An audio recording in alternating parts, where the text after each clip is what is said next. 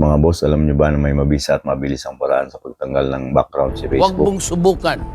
Masisira ang Yes, buhay kay mo. Facebook po mismo. Panoorin nyo po ito. Punta po tayo sa ating profile. Hanapin po natin si Reel. Asan na si Reel? Click po natin.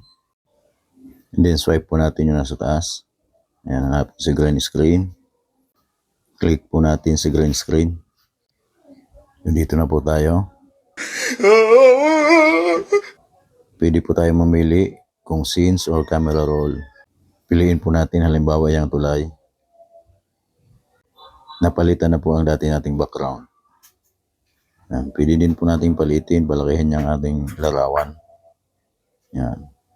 Pwede tayo mamili dyan kahit ano. Punta naman po tayo sa ating camera. Ayan. So mamili po tayo kung anong gusto natin dyan.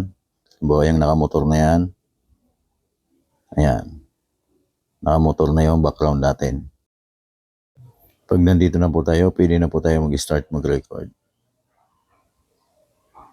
Pindutin lang po. Ayan, nag-start na po mag-record.